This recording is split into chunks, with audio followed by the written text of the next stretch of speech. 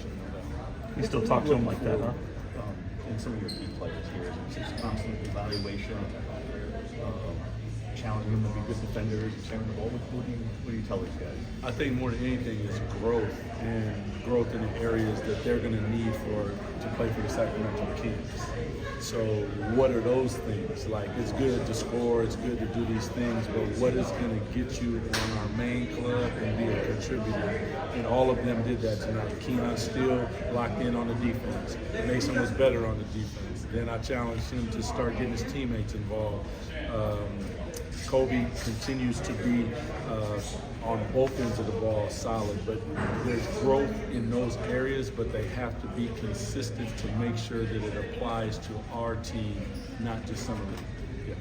How difficult is it to kind of try to implement some of those schemes and run similar things, and how helpful is it to have some of those guys that have done it? Well, first of all, like, our coaching staff has been fantastic, from, just everybody across the board, even to San Francisco. Like, the training camp is only like 72 hours, but the ability to put all that stuff in for those guys to grasp the concepts.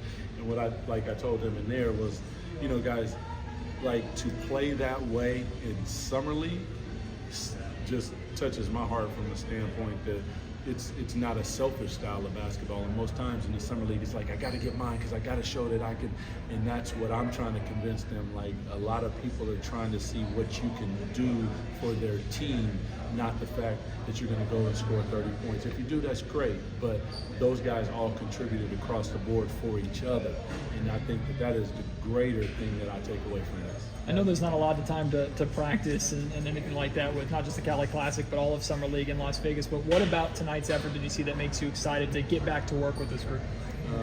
Defense, like the ability to pick up, the ability to shift the floor, the consistency at which they did it.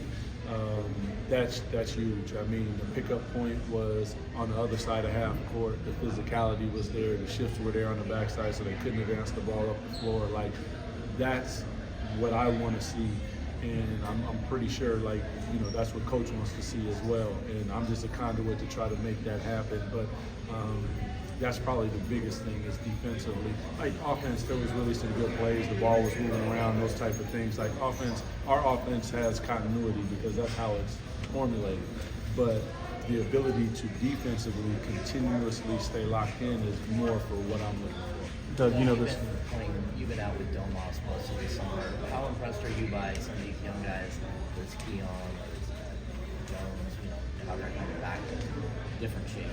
Yeah, I think that, like, and you and I have had a lot of conversations, Sam, like, the first variable in our sport that I think you have to take out is conditioning, because, like, conditioning is a value, and you need to take it out, because if you're getting tired, like, you got to come out of the game. Those guys have worked their butts off, and you can see it. Like, Mason played so hard that he asked me to come out.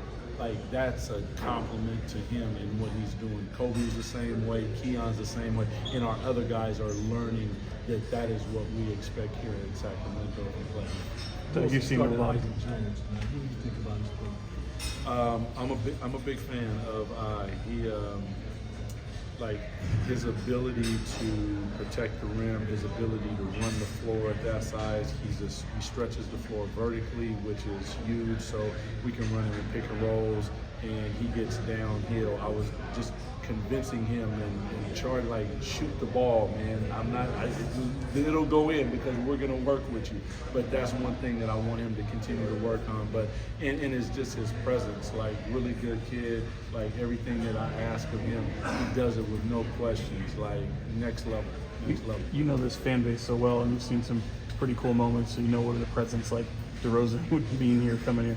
What did you make of that atmosphere? Were you too locked in to kind of give it a moment? I expect nothing less. This is what we do. So, like, I'm sure he walked in with, like, what the hell is going on?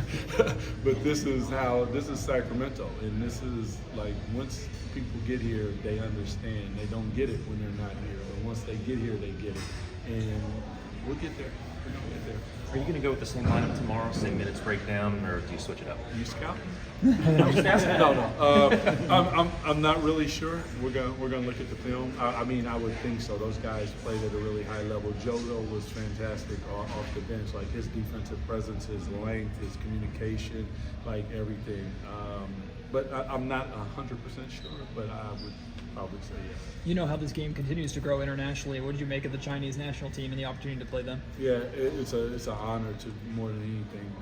Seriously, I mean that for them to come over here and continue to spread the gospel of basketball, but at the same time, it helps them because they're playing against type of talent that they probably don't see on a day-to-day basis. And with a new coach and a new system, as they continue to figure out what they're doing, they're only going to improve. I think Al was telling me one kid, he was like, he's 18.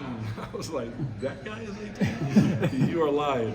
But if he's 18, like their future is bright. So yeah. Specifically with Keon, what's the biggest perhaps jump in his game that you've seen from last year to this year? You know, I would say like one thing, when he had really good games, he was aggressive and he shot the three. And tonight, like he caught it and he shot it and he knocked it down. Like trying to convince him like that's who you have to be. But I still need the defense on the other end. And as a player who did that, I know that it's tough because sometimes when you catch the ball, you're like, I don't think so, not this time. But that, to Ham's point, that's the conditioning aspect that he's addressing. So he's still able to pick up. He's still able to be physical. He's still able to go all out on defense, run the floor, get his feet set, knock down the shot, or come off the screen. And like if he continues to make that growth, his anticipation, his spirit out on the court is fantastic. He doesn't play for himself. He plays for the team. And those are the type of players that I love personally. How about his leadership and the leadership of Mason Jones and even Colby to some extent? Like, what did you see out of them and the opportunity to lead a group? You know, that's a thing that I asked of them individually, personally, away from the team. Like when we're doing warm-ups, when we're doing I need you guys at the front of the line because you have to set a tone. Don't take the I made it approach because that's not what we're about.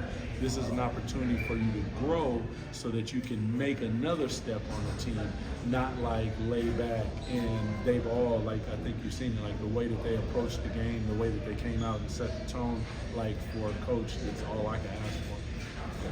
Thank you guys.